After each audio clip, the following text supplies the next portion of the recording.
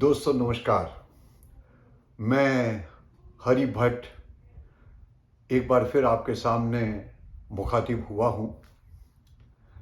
बहुत दिनों से मैं सोच रहा था कि बहुत समय हो गया मैंने कोई वीडियो आपके सामने पेश नहीं की है, तो अचानक मुझे ख्याल आया कि क्यों न फिर से इसकी शुरुआत आज से कर दी जाए।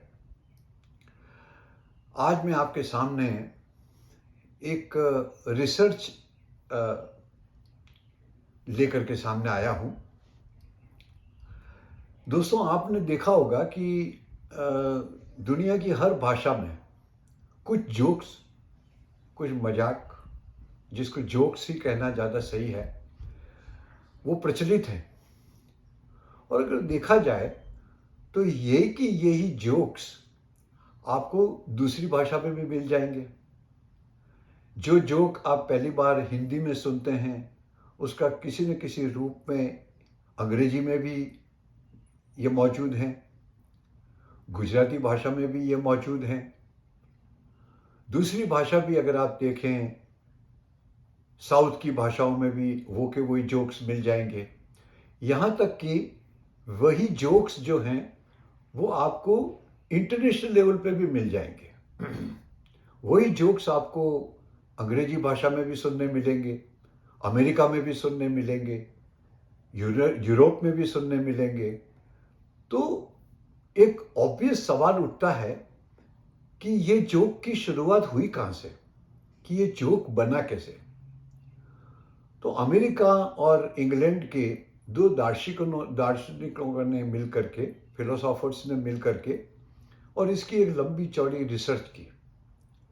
और रिसर्च के बाद काफ़ी टाइम तक रिसर्च करते रहे और पता चला कि जितने भी इंटरनेशनली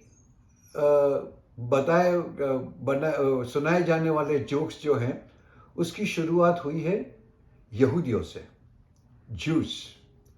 जूस लोगों ने इन जोक्स को बनाया और उसके बाद में उसका इंग्लिश में ट्रांसलेशन होता है।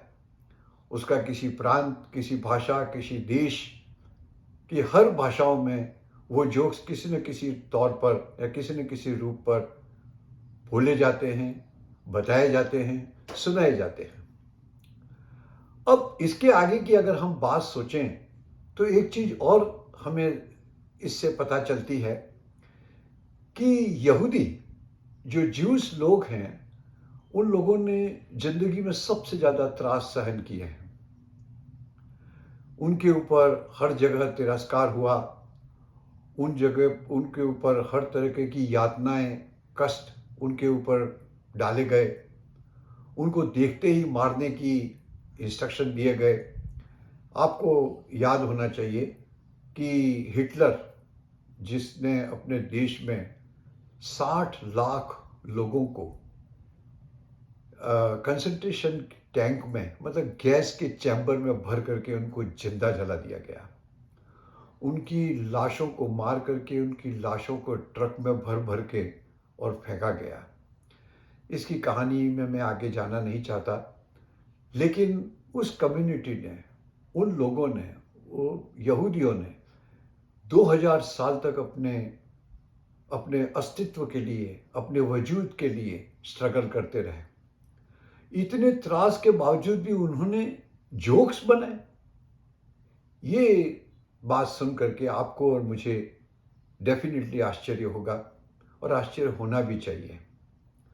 लेकिन इससे अपने को एक बात मालूम पड़ती है कि व्यथा और दुख की जो एक्सट्रीमिटी है, दुख की जो पराकाष्ठा है, वहीं से आनंद का जन्म लेता है, आनंद अपना जन्म लेता है। तो हमें इससे ये सीख जरूर मिलती है कि हमारे व्यक्तित्व में दुख ही दुख अगर भरे हुए हैं तो हम दुख ही दुख के साथ ज़्यादा दिनों तक जिंदा नहीं रह सकते। हमको उनको बैलेंस करने के लिए एक आनंद का समय भी निकालना पड़ता है। और यही आधार है आज की इस चर्चा का। हमने देखा पिछले दिनों में अहमदाबाद की एयर इंडिया फ्लाइट में अचानक 300 लोगों की जान चली गई।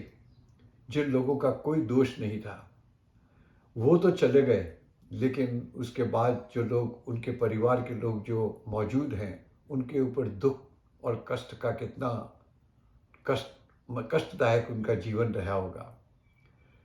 मेरी हम सभी से, आप सभी से ये आशा है कि आप जीवन में जितना अपने को जीवन मिला है, उसको आनंद से जिएं, उसको आनंद से व्यतीत करें और लोगों को खुश रखें।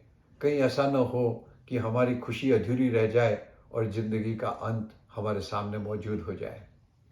तो आज यही एक संदेश मैं आपको देना चाहता हूँ कि हम ज़िंदगी को आनंदपूर्वक जिएं।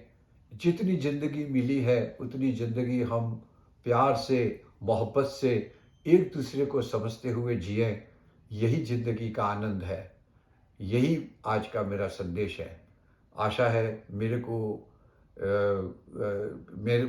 द्वारा कही गई छोटी-छोटी स्टोरीज़ को आप एन्जॉय करते होंगे। अगर आप इसको एन्जॉय करते हैं, तो मुझे मेरी चैनल को सब्सक्राइब करें, अपने लोगों के साथ उसको शेयर करें, ताकि आनंद और विस्तृत होता जाए, लोग और ज़्यादा मोटिवेटेड रहें। Thank you very much. God bless you.